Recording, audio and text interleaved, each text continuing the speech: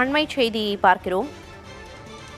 3 இளைஞர்களிடம் அமலாக்கத்துறையினர் விசாரணை நடத்தி வருகின்றனர். வங்கி பண பரிவர்த்தனை தொடர்பாக சோதனையும் நடத்தப்பட்டிருக்கிறது. அதன் அடிப்படையில் 3 பேரிடம் அமலாக்கத்துறை அதிகாரிகள் விசாரணை மேற்கொண்டுள்ளனர். திருவள்ளூர் மாவட்டம் பள்ளிப்பட்டு அருகே 3 இளைஞர்களிடம் அமலாக்கத்துறை அதிகாரிகள் விசாரணை நடத்தி வருகின்றனர். குமாரராஜபேட்டை, மோட்டூர் கிராமங்களைச் சேர்ந்த 3 இளைஞர்களிடம் அமலாக்கத்துறையினர் விசாரணையில் ஈடுபட்டுள்ளனர்.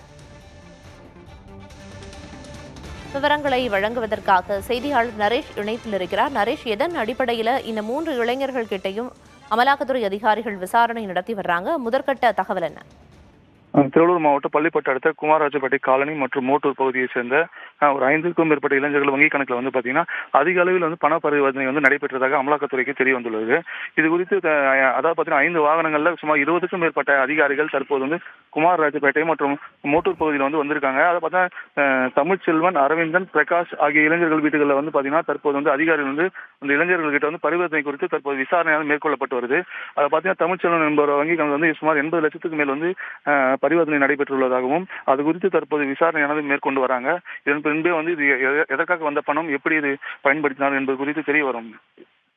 அமலாக்கத்துறை அதிகாரிகள் 3 இளைஞர்கள் கிட்ட விசாரணையும் நடத்திருக்காங்க. முன்னதா சோதனையும் நடந்திருக்கு.